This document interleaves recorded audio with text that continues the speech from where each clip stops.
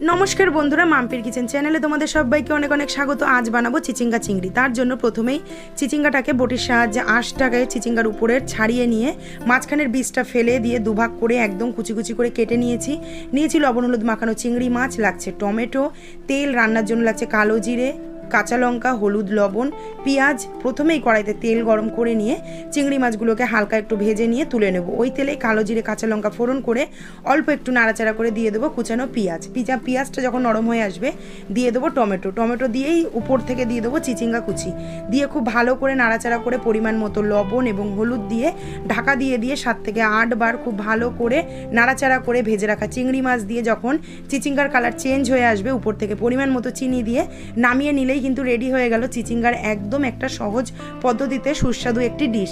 ভালো লাগলে অবশ্যই ভিডিওটিকে একটি লাইক শেয়ার করে দিও। ফুল ভিডিও দেওয়া আছে মাম্পির কিচেনে, তোমরা চাইলে দেখে নিও। আজকের মতো টাটা।